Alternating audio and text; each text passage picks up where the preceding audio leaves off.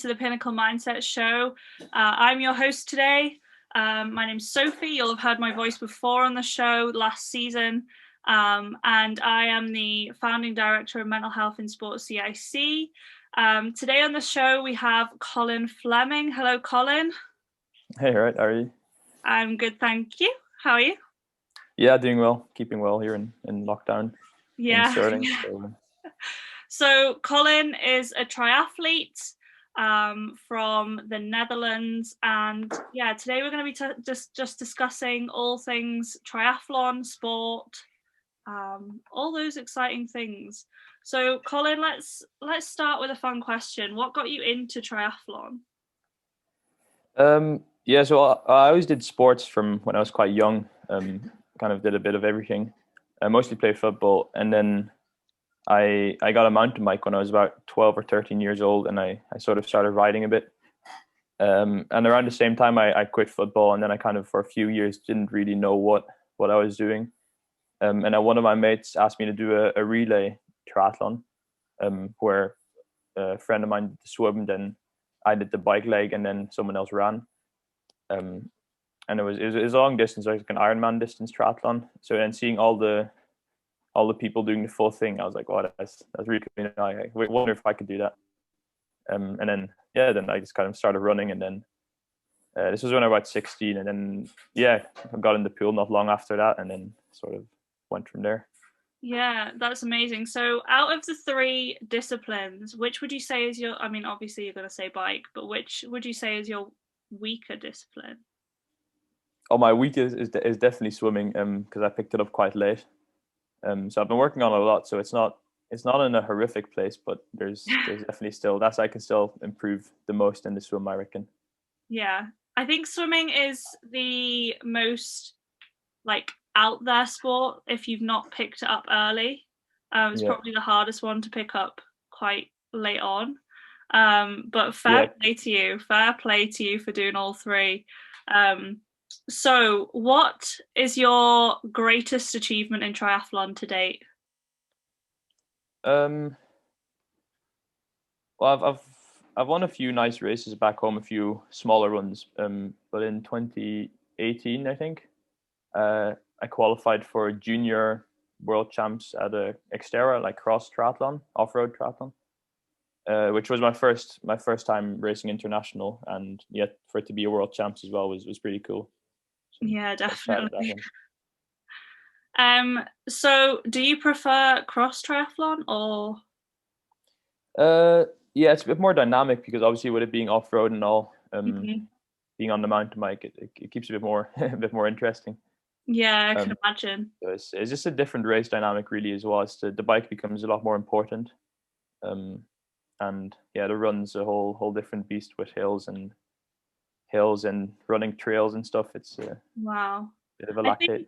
I think now more than ever during lockdown, more people have started running or got bikes. What do you think of that for the sport? Oh, I think it's great. Yeah, obviously it's even if people don't per se do it competitively, it's just good to get outside, clear the mind a bit, and it's nice that more people are enjoying the outdoors. Just be good if everyone also treats it with respect, not leaving your gel wrappers around and all that. That'd be cool. Yeah, definitely. So we've discussed your greatest achievement. What's been your hardest challenge in triathlon? Well, last year, for the first time ever, I got injured, because I'm quite lucky in that I'm not very injury prone. But it was last year I think it was maybe the session before we left for a 2-week camp in Portugal, that it was a run session, and something in my knee sort of just went. It kind of started clicking a bit, and it wasn't too bad at first, and I kept running on it, and then by the end of the session, it was pretty bad. And then at first, we weren't really sure what it was, and I got some bad advice from a physio, and I kind of on and off ran for a bit, no more than 5 minutes at a time, and then it ended up stretching out the injury for about 3 months. So it was quite challenging from going from never having been injured to not being able to run, and some days not being able to walk too well. Yeah, definitely. I think that running is probably the hardest of the three sports on your body. So I think a lot of athletes who are listening will probably resonate a lot with the challenges of injury. Yeah, How it's a much? strange one as well because running is such a almost like a primitive form of movement. It's such a simple way of moving, and then having Yeah, that sort of taken away, it's quite strange, you know. yeah, no, I totally relate. I've had a hip problem, so I 100% understand what you're talking about and how frustrating it is. Um, how much of a challenge do you think it is trying to train for three sports rather than one? Uh, well, in a way, it's yeah, very much of a challenge, obviously, but at the same time, it's also, you know, I love to do it, and you know, it's difficult because you're obviously constantly trying to improve, but in very different areas, and sometimes those don't really go together too well. Hmm. Um, but yeah, at the same time, you know, you almost never get bored. You know, if one day you don't want to ride, then you just go run instead. Yeah, You I know, so guess. it keeps it very interesting. But it's challenging mostly in the way that you have to sort of always keep shifting your focus. Um, Yeah, yeah. no, I can imagine. I have so much respect for triathletes. I Well, I wouldn't per se say it's more difficult than other sports. It's just very different, isn't it? Every sport's kind of Yeah, yeah, at the that's so elite true. level difficult in its own respect. You know, I don't think I could ever be a pure swimmer. Um, well, I'm not built for it, but also I don't know if I could stare at the black line twice a day, every day, 7 days a week. You know, and that's Yeah, yeah, not for that's me. so true. So in triathlon, obviously, there is a massive known common, let's say, of burnout. How have you had any experience of that, or what Yeah, I would? was I actually have, yeah, when I started I started triathlon when I just turned 16, so in 2015, and then I think it was about a year later, um 2016 I suppose it would have been, in October, and then kind of trying to always improve, and I was just training a lot more than my body could handle.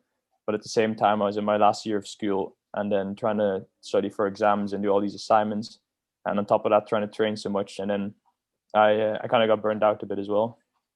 I was quite lucky in that I only had to take about a month, sort of completely off, but then afterwards, I was pretty good to go again. But yeah, it's a bit maybe a bit too common in the sport. It's you see it quite a lot. Yeah, yeah. And would you say there's a lot of support? Obviously, you have the luxury of being able to see two different governing countries, governing bodies for triathlon. So you can like obviously see if there's a trend. But would you say there's a lot of support there for athletes with that? Well, obviously, I'm only speaking from my own experience, but I was really quite lucky at the time. My coach, she's a Dutch long distance athlete.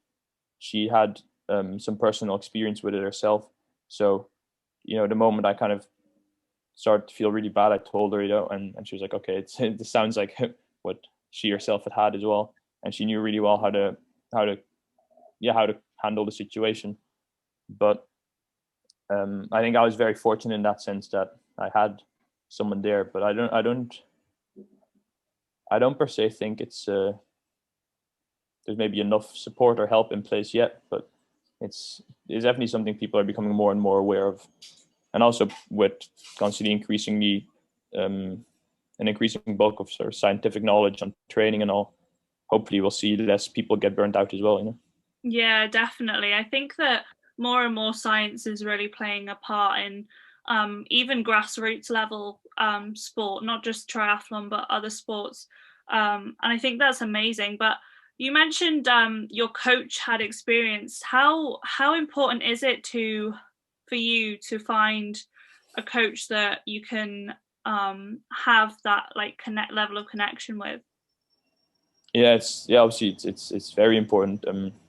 Especially when you're training so much. I'm quite fortunate now. I'm working with Andrew Woodruff at the University of Stirling, and yeah, I'm really quite lucky in a way. He's obviously, firstly and mostly, he's a coach, but he's also in a way where, you know, I would say we're pretty good friends. You can chat about stuff outside of triathlon, and he's got quite a good sort of feeling for being able to handle, or feeling interacting with people, so we can read people quite well, I think. And that's really helped me a lot in the past, dealing with the injuries and kind of with my own training as well. Yeah, definitely. I think that's amazing. And obviously, being an athlete at the University of Stirling will come with its pressures in itself. But what would be your top tips for managing any pressures for an athlete listening? Would that be sort of external pressures or internal? Either, I guess. I suppose internal is very personal to you, but yeah, because I don't know, maybe I've never really felt too much external pressure. I don't think. I'm quite fortunate in that sense, where I'm really quite lucky. My parents really support what I do, you know. I know as well, Andrew, like my coach, does. If I have a good or a bad result, like I know he won't I don't know, be annoyed. You know, he'll take stuff from a race regardless, and we'll work on that moving forward. But most of the pressure I've felt myself has usually been internal, and always wanting to do better than I know I can. So in that sense, you're always a bit disappointed. But at the end of the day, for me, it always comes back to just really enjoying what I do. Yeah, definitely. So say I have a bad race, go out for a bike ride. No Garmin, no power meter, no cadence, nothing. You know, you're just out there, sort of in the hills, enjoying it, and you're like, okay, this is why I do it. You know, I'm kind of, the pressure is almost a luxury, being able to experience it. Yeah, so. Definitely. I think it's very interesting in terms of sports like triathlon, where you have two disciplines that you very much train for outdoors, and then you have one discipline where it's very much trained indoors. How would you say you perceive the difference between training outdoors and indoors?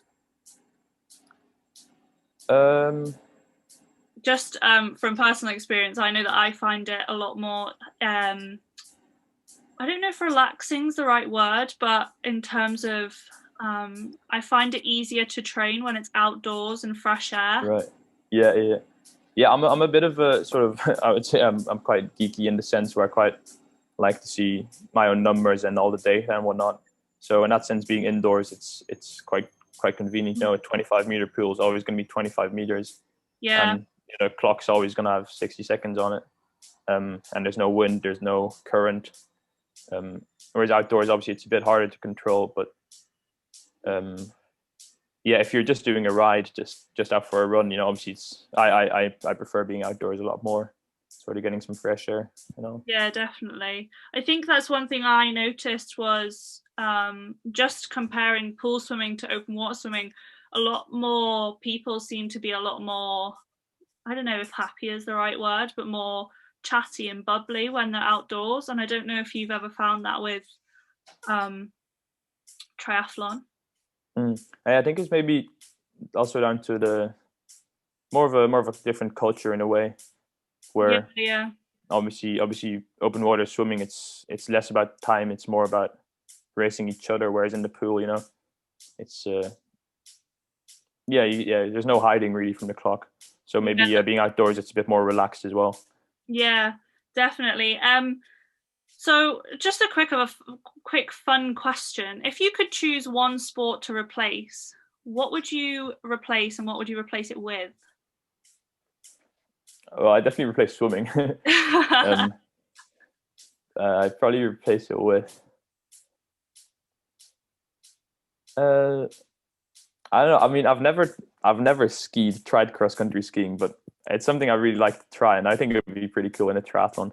Yeah, that would be an interesting triathlon, and the run and the bike would probably have to be on snow as well. So I don't know if it's realistic, but yeah, it'd definitely be interesting. That's for sure. Yeah, for sure. So as a Netherlands representative, how do you find being a foreign student athlete? Well, Yeah, no, I don't really. Yeah, I don't really notice any difference. I don't think compared to many athletes here. Obviously, the Netherlands isn't too far away as well, so it's still Yeah, Europe. It's still quite local. You know, a lot of similar cultures around here. yeah, definitely. I think it's very interesting um, how Stirling as a university has so many different people from different places. Mm, And I think it's probably the same in other universities, but I think because Stirling's so small and close, everybody yeah, knows each other. And I think that it's very interesting to see how friendly people are. yeah. It's quite nice having a bit of an international sort of community, and also within the training group we have here at Sterling, there's quite a few nationalities, and it's quite nice because everyone sort of brings something else to the table in sort of their way of thinking and their way of approaching Yeah, daily definitely. things, but also sessions and all. So it's Hmm.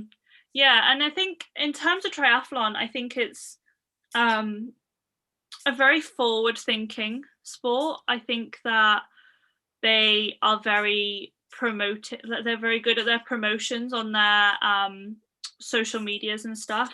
How where would you like to see the sport of triathlon in the next, say, 5 years? yeah. Well, it's I think it's really coming on in the past few years. It's pretty rapidly growing. So obviously, I hope it keeps growing, um, sort of as it does both for age group athletes, but I also hope they keep investing money into the professional side of things, and that there's yeah some prize money to be won. Some yeah, just to see a bit more people being able to live off the sport, and you, with that probably see a lot more depth in the field, get more exciting racing, and hopefully that in turn would inspire more people to join as well, and you get a bigger, more active Yeah, community. I think that would be 100%. a nice thing to see. How have you found training during lockdown? Yeah, well, I've so we've been out of the swimming pool for about just about a month now as well, and we had about 3 weeks in before that, and then before that we'd been out as well for about 3 months. So it's been the swimming's been really kind of on and off, but obviously being triathletes, you're quite lucky to still be able to run and ride.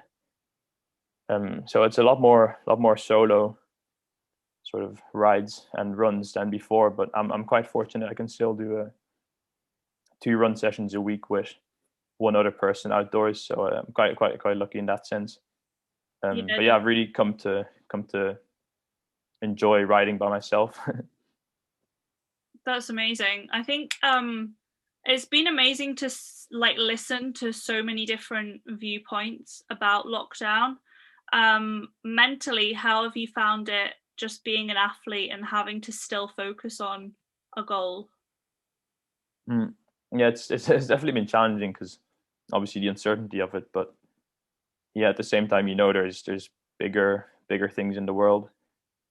Because it is quite a Yeah. selfish way of life being an athlete, you know, and I certainly feel that sometimes, maybe even now more than before, being in lockdown.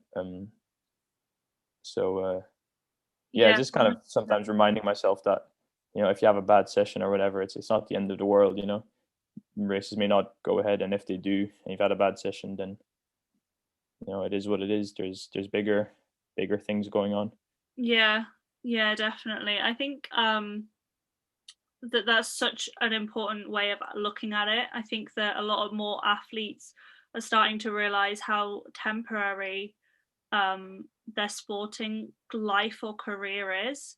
And you know, you hear all the time about like the Olympic blues and people coming back from Olympics and kind of putting too much of their identity into sport. So I think it's amazing that you um, kind of are able to look at it from that perspective. Do you have any ways that you do that, or do you think you just do it? No, I mean, well, I certainly still, if I have a bad session, I still get pretty annoyed with myself, a little bit of upset. But yeah, just trying to not trying to not let it affect me too much. So I'm certainly not the best at keeping the good perspective always. But Yeah. yeah, I don't know. It's just if you yes to stay informed, kind of keep reminding yourself about that there's bigger things, and I think that can only help you in a way. Yeah, definitely. I 100% agree.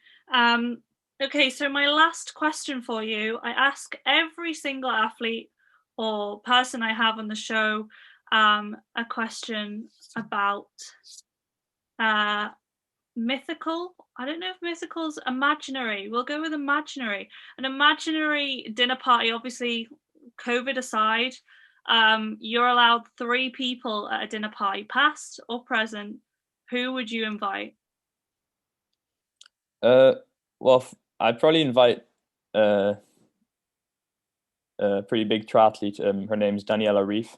She's kind of basically won everything in triathlon, and especially long distance. And she's a bit of a any race she goes to, she's always like one to watch. So that's pretty cool to have that sort of status. So I definitely like to have dinner with her. Secondly, I don't know, Barack Obama seems like a pretty interesting guy. Interesting. So that'd be kind of cool to have him.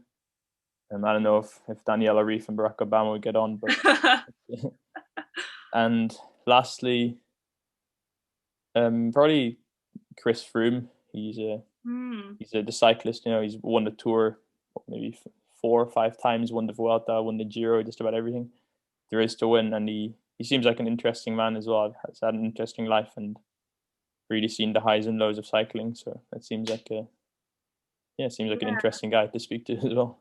That sounds like an epic dinner party. Before we close, what would be your biggest advice for anybody considering getting involved with triathlon?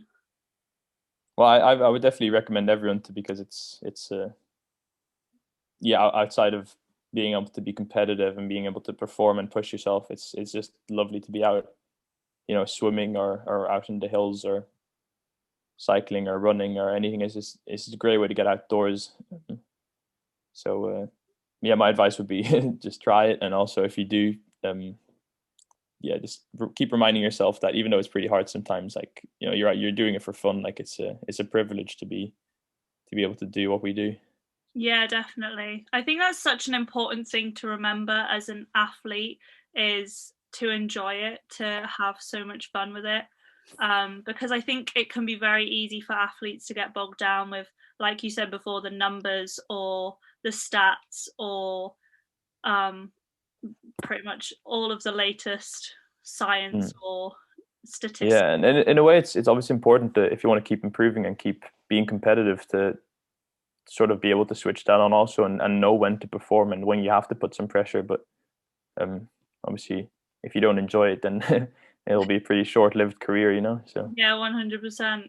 Definitely. Well, thank you so much, Colin, for coming on the show. I hope that you can survive the rest of this lockdown, and I hope that you enjoy more time on the hills. And yeah, if anybody wants to find you on social media, where would they find you?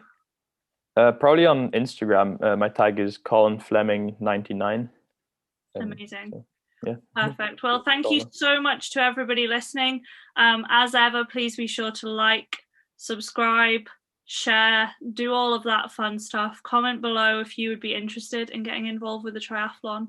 And yeah, we will see you in the next episode. Thank you so much, Colin, and we will see you again.